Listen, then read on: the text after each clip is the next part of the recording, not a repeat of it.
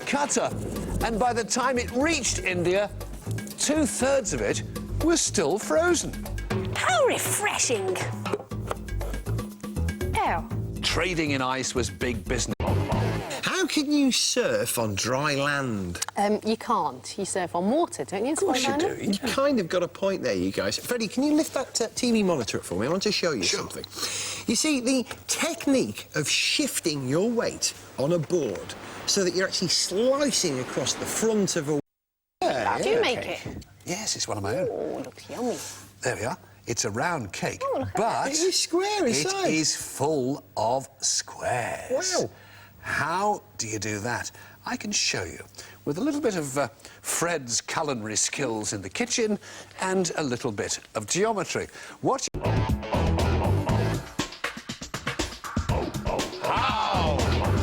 How do you empty a glass of water? How do you empty a glass? Well, I'm going to show you. OK, so this is my model of a football stadium.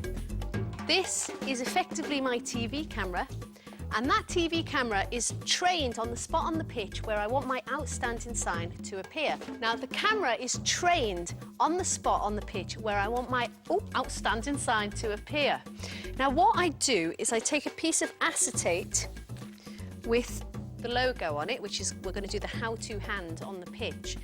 And now all I should have to do really is to trace around that, keeping my eye on that TV screen. And although when I trace around it, it looks a bit of a funny shape to the naked eye, from the angle that the camera is looking at it from, nearly done. OK, all I need to do now is fill it in. And while you can see the hand that I'm filling it in with does look a bit distorted, once it goes down on the pitch, and it should match that outline that I've just drawn there. That looks about right. If we lift up the acetate...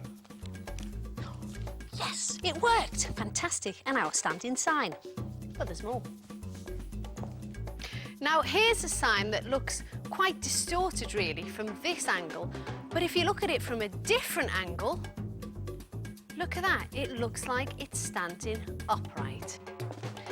So that's how I can make an outstanding sign.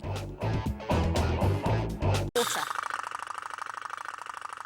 And we've got a couple of pop-pop boats going in our little pond here. Now, if I show you with this one, if I take the lid off here, inside, this is a little water heater. There are two pipes in there that you can see, which come out of the back like little exhausts. And this is an oil burner. Now I'm going to light the wick. That goes inside and it heats the water in that little water heater. I get the lid back on, oops, there. And hopefully, if I put it in the water.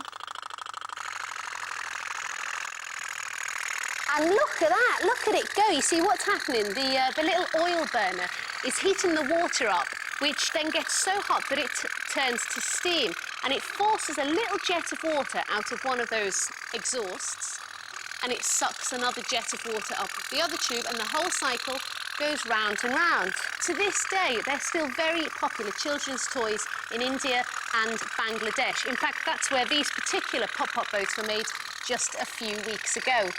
So, how old are tin plate toys? Well, if they're pop-pop boats, they're not very old at all. How can I give you an uplifting